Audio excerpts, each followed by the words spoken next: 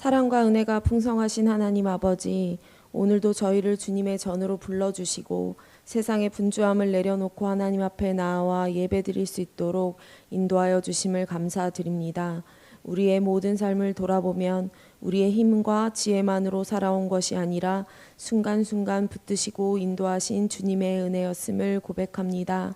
주님, 우리의 부족함을 용서하여 주옵소서. 하나님을 믿는다고 하면서도 어려움을 만나면 염려하고 기도하기보다 우리의 생각과 방법을 앞세웠던 모습을 돌아봅니다.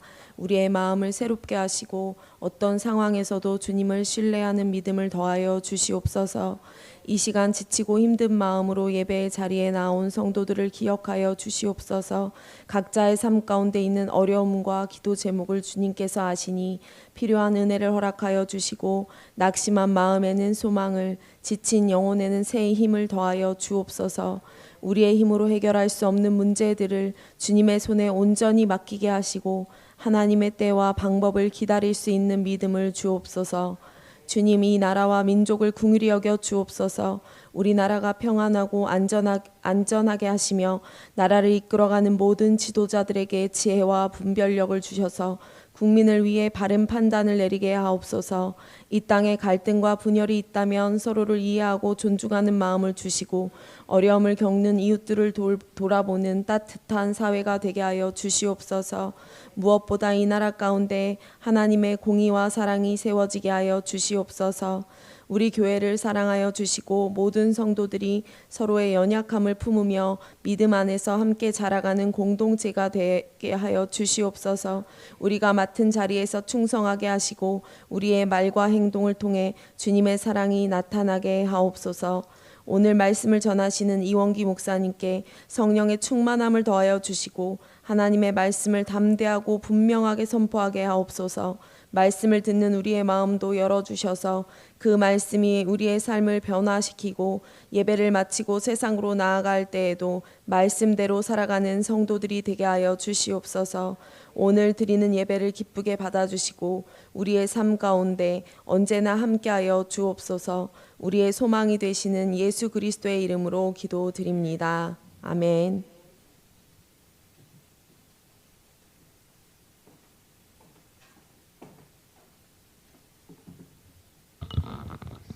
오늘 말씀은 로마서 13장 6절로 7절 말씀입니다. 다 함께 봉독하겠습니다. 너희가 조세를 바치는 것도 이로 말미암음이라. 그들이 하나님의 일꾼이 되어 바로 이 일에 항상 힘쓰느니라. 모든 자에게 줄 것을 주되 조세를 받을 자에게 조세를 바치고 관세를 받을 자에게 관세를 바치고 두려워할 자를 두려워하며 존경할 자를 존경하라. 이용기 목사님 나오셔서 말씀 전해주시겠습니다.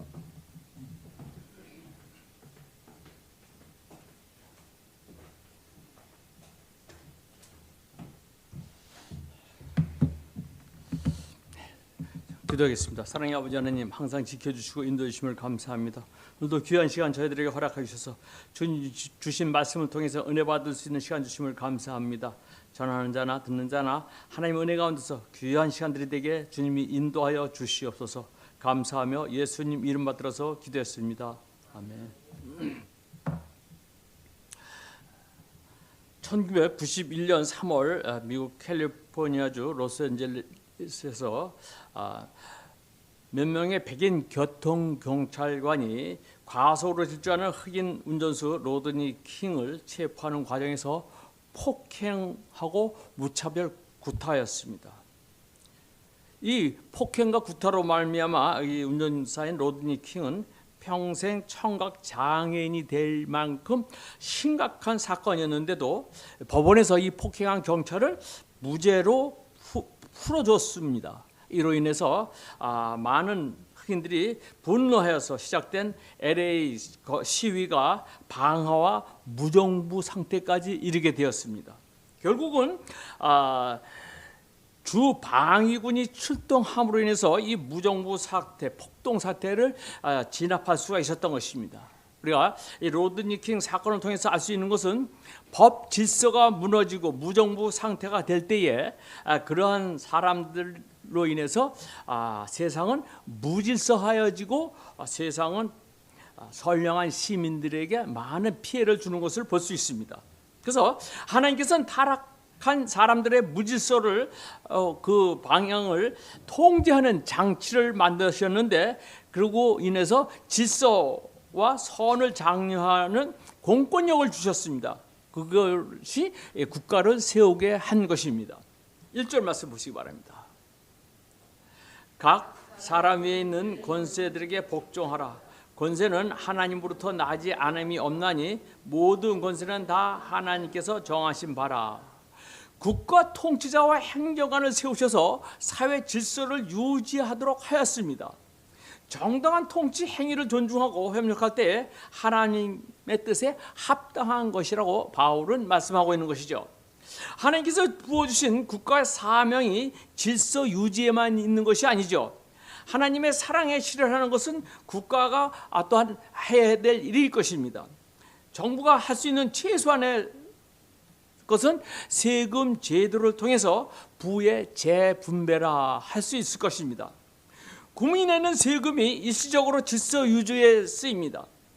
또 한편으로는 부유한 자들로 하여금 세금을 많이 내도록 해서 가난한 자들을 돌보게 하는 것이 또한 정부에서 하는 일인 것이죠. 그러므로 어느 정도의 빈부의 격차를 줄일 수가 있는 것입니다. 또한 정부에서 의료보험제도를 실시하고 있죠.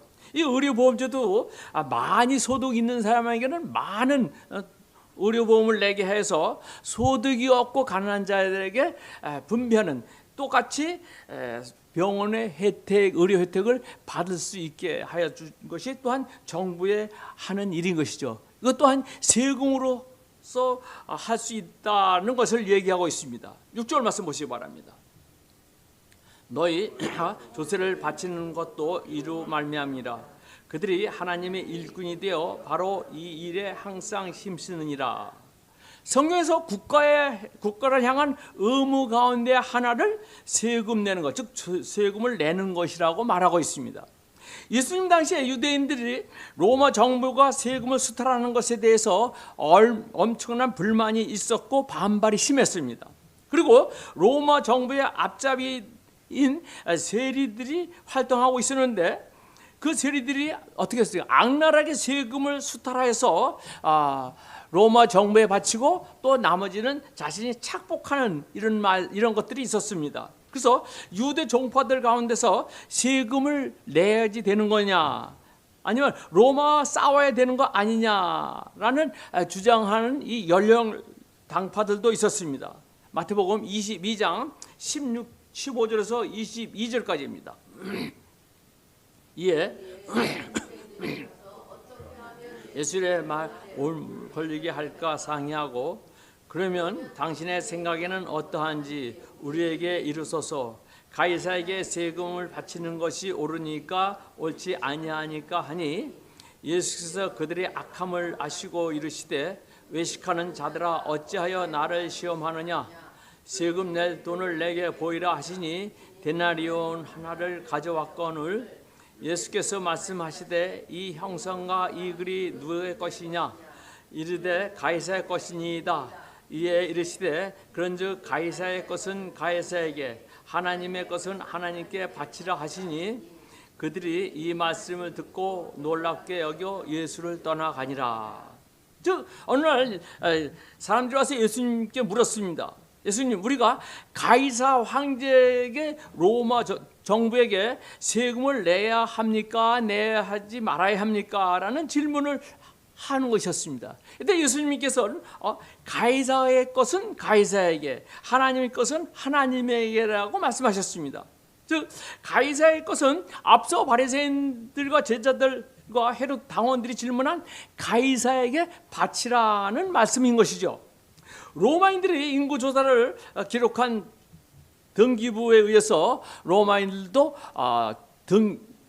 주민세, 즉 인두세를 냈습니다. 로마 정부는 식민지에 거주하는 백성들, 즉 남자는 14살, 여자는 12살 이상이면은 65세까지 주민세를 납부하게 하였습니다. 이 주민세 납부를 하게 함으로써 로마 시민의 의무를 하게 하는 것을 나타내고 있는 것입니다.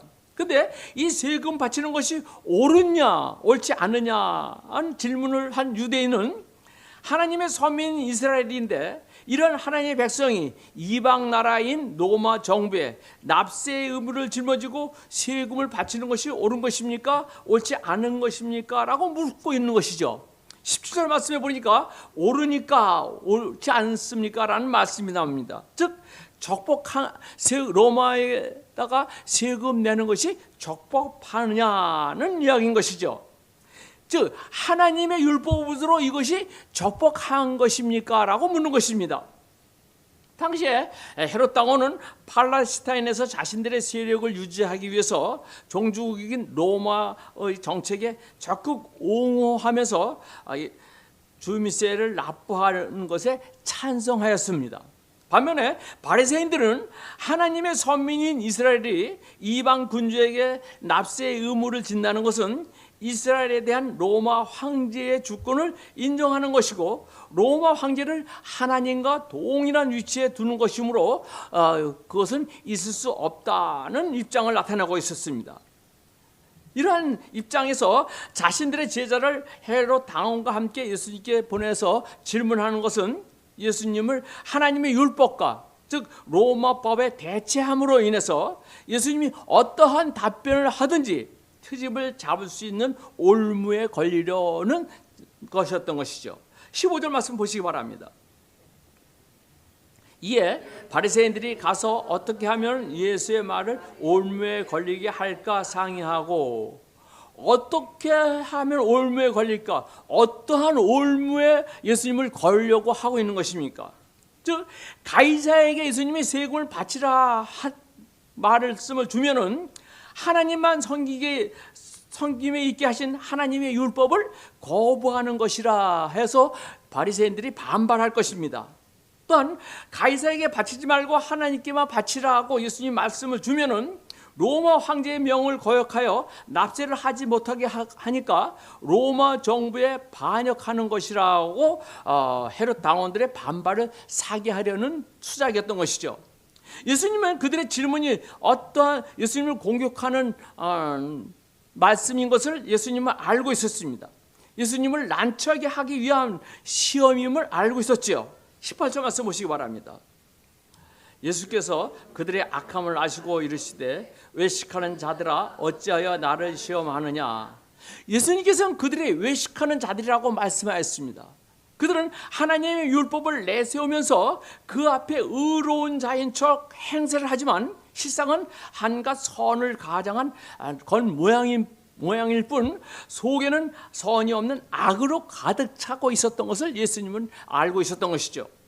가이사에게 세금을 바치는 것이 하나님의 율법에 적법한지 부적법한지 물어서 예수님을 멸시하고 대적할 움직임을 있었던 것을 예수님은 알고 있었던 것이죠. 율법을 따르지 않고 율법 범함에 있어서 예수님을 난처하게 하려고 하였던 것을 알 수 있었던 것입니다. 이는 그들 자신이 가이사의 형상과 가이사의 신격을 새겨진 글을 동전을 소유하고 있어서 하나님의 율법을 지키지 않고 있었습니다. 또한 그들 자신은 로마 정부의 지배를 받고 있으면서 어쩔 수 없는 상황에서 현실 문제를 들어서 자신들이 반대하며 혐오하는 로마 정부에 이들은 세금을 내고 있었던 것이죠. 예수님께서는 그들에게 그렇게 바리새인들의 의에 덮여있는 외식하는 것을 책망하였지만 그들에게 가이사에게 세금 납부해온 것 자체를 문제 삼지는 않았습니다. 예수님께서는 그들에게 다음과 같이 답변하셨습니다. 가이사의 것은 가이사에게, 하나님의 것은 하나님께 바치라. 그래서 바치라는 원문의 뜻은 응당 치러야 할 것을 갚아버린다는 뜻을 갖고 있습니다. 이 단어가 가이사의 것은 가이사에게, 그리고 하나님의 것은 하나님에게 각각 사용됨으로 인해서 하나님에 대해서 각각 가지고 있는 의무를 성실히 수행하라는 뜻을 갖고 있는 것이죠. 국가에 대해서 가지고 있는 납세 의무를 비롯하여 이행하는 것은 하나님의 율법과 충돌하지 않는 것이죠. 그 의무를 이행함으로 인해서 가이사의 형상이 새겨져 있고 가이사를 신격화하는 글이 새긴 로마 정부와 발행한 화폐를 가지고 있다고 해서 그것이 가이사의 것이로 통용되기 때문에 그것이 율법에 위배된다고 할 수가 없는 것입니다. 로마 정부가 가이사의 명령을 받아서 만든 가이사의 형상과 가이사의 숭배의 글이 새긴 동전은 그 소유가 로마 정부에 있는 것이죠. 그러니까 가이사에게 것은 가이사에게로 돌아가는 것입니다. 이것을 로마 법이며 그 법을 이행하는 것은 율법에 전혀 위배되는 것이 아닌 것이죠. 저희들이 제주도에 있을 때 그 당시에 10,000원권의 그 석굴암에 불상이 새겨진 도안이 있었습니다. 근데 그 당시 그 집사님이 있었는데 이 집사님이 그거는 우상이 새긴 것을 하나님 헌금하에 넣으면 안 된다 해서 꼭 10,000원짜리를 5,000원권으로 바꿔서 헌금한 그런 사례가 있었습니다. 즉 우상이라 하면서 걸러냈던 것이죠. 그러나 이 돈은 대한민국 국민이면 누구나 사용하는 것이죠. 돈을 사용하면서 불교와 종교를 따르며 그 종교를 신앙으로 섬긴다고 생각하면서 사용하지는 않습니다. 10,000원권 지폐는 조폐공사인 한국은행에서 발행한 그 소유가 국가에 있는 것이죠. 동전이든 지폐든 화폐의 어떤 사물의 형상이 새겨져 있는 것이 중요한 것이 아니라 우리가 믿음으로써 하나님께 드리는 그 드린다는 자체가 중요하다는 것을 이야기하고 있는 것입니다. 국가의 소유니까 국가가 정한 대로 국민의 화폐는 그 화폐의 가치에 따라서 사용할 수 있는 것입니다. 그러나 이 하나님의 소유인 것이 하나님의 것은 하나님에게 돌려드려라고 예수님을 말씀하고 있습니다. 대제사장과 장로들, 서기관들로 있는 바리새인들은 하나님의 율법으로 백성들을 올바로 인도할 지위와 자리에 있기 때문에 그 의무를 다 하여야지 되는 것입니다. 그러나 이들은 하나님의 주신 그 의무를 다 하지 못하고 오직 외형적인 것에만 치우쳐서 속으로는 예수님을 흠잡으려고 하는 악한 생각만 갖고 있었던 것입니다. 예수님은 로마 정부가 가이사 형상을 새겨넣은 발행한 동전 화폐를 세금에 낼 것인지 안 낼 것인지 그런 것에 너희들 신경 쓰지 말고 하나님이 너희들에게 주신 율법을 행하고 너희들에게 주신 제사장의 임무를 다 행하라. 즉 하나님께서 너에게 주신 직무를 다 행하라. 그래서 하나님의 것은 하나님께라고 말씀하고 있는 것입니다. 그러면서 예수님은 대제사장과 서기관들과 백성들과 장로들이 있는 바리새인들을 통해서 하나님께서 주어진 임무를 다 행하고 그래서 하나님께 드리라고 예수님을 말씀하고 있는 것입니다. 7절 말씀입니다. 모든 자에게 줄 것은 주되 조세를 받은 자에게 조세를 바치고 관세를 받은 자에게 관세를 바치고 두려워할 자를 두려워하며 존경할 자를 존경하라. 이 말씀은 우리가 이 사회에 살아가고 있는 인상 사회인으로서 의무에 속하는 일인 것이죠. 공세나 국세가 없이 국가의 권력을 유지할 수가 없습니다. 모든 자에게 줄 것을 주라고 하신 말씀은 국가기관이나 지방자치기관, 일반 국민으로서 받쳐야 할 공과금에 대한 의무를 이행하라는 말씀인 것이죠. 이런 것들은 예수님이 즉 가이사의 것은 가이사라 주라는 말씀과 일맥상통하는 것입니다. 세금을 많이 버는 사람은 많이 내고 적게 버는 사람은 적게 냅니다. 그 세금으로 인해서 인프라 즉 기간 산업이 발전될 수 있는 것이죠. 도로라든가 수도라든가 가스 설비 같은 것을 내 개인 재산으로서는 감당할 수 없지만 우리가 난 세금으로 나라에서 이 일을 하여 주기 때문에 여러모로 유익하게 돌아오는 것을 유익하게 사용할 수 있는 것입니다. 세금에 대해서 세금을 안 내려 하는 자들이 있죠. 대개 부자들이 세금을 안 내려 하고 있습니다. 세금에 내는 액수가 많으니까 그 내가 세금을 내는 액수가 많으면 내가 많이 벌어서 세금을 많이 내는구나라고 생각해야 되는데, 근데 그렇게 하지 않고 세금을 많이 내면 그 많이 낸 세금이 아까우니까 탈세를 하게 되는 것입니다. 마찬가지로 교회에 헌금하는 것도 마찬가지입니다. 교회도 우리들의 헌금함으로 인해서 그 헌금을 통해서 교회가 운영해 나가고 있는 것입니다. 목회자님의 사례비와 또 각각의 그 교육기관에 투자하든가 또한 선교 활동에 돌릴 수도 있는 것입니다. 그래서 우리가 헌금을 많이 하는 것은 즉 하나님 하는 일에 일조를 하는 것입니다. 근데요, 몇백만 원 벌 때 11조 10만 원은 아무렇지 않게 냅니다. 근데 몇 억을 벌어갖고 11조가 수천만 원이라 된다면은 생각들이 많이 바뀐다고 그런 이야기들을 많이 합니다. 어느 교회에 돈 많은 장로님이 있었습니다. 이 장로님은 평소에 돈이 많다고 자랑하면서도 교회에 충성하지는 않았습니다. 그러다가 장로님이 심장병으로 병원에 입원했다는 소식을 듣고 목사님이 신방을 갔습니다. 장로님 병세가 어떻습니까? 아직 모르겠는데요, 원장님이 오셔야 할 수 있을 것 같아요. 그때 마침 병원 원장이 간호사와 함께 장로님의 눈꺼풀을 뒤집어보고 배를 눌러보다가 간호사에게 소리쳤습니다. 빨리 장의사를 데려와. 이 소리를 듣고 장로님은 얼굴이 노랗게 변했습니다. 그리고 목사님을 급히 찾았습니다. 목사님 빨리 오세요. 제가 건축 헌금 드리겠습니다. 종이와 연필 주세요 하면서 장로님은 건축 헌금 1억을 드리겠다고 적었습니다. 목사님은 장로님의 행동에 깜짝 놀랐지만 어떻든 장로님 감사합니다 하고 인사를 했습니다. 그때 간호사가 젊은 의사를 앞세워 들어왔는데 그 의사의 성이 장 씨였습니다. 원장이 젊은 의사에게 말하기를 왜 차트에다 기록하지 않느냐, 이 정도면 퇴원해도 될 것 같은데 당장 퇴원 수속을 해.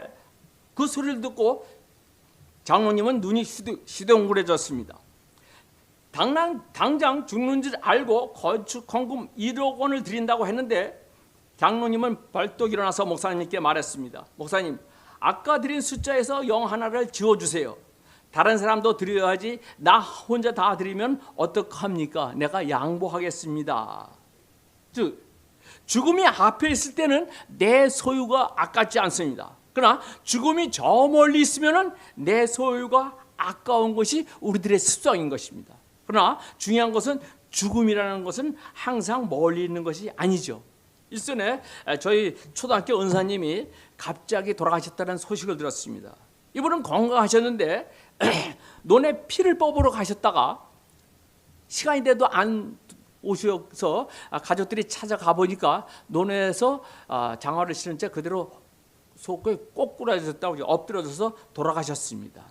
이와 같이 우리의 죽음은 언제 생각하지 않을 때 일시에 올 수도 있는 것입니다.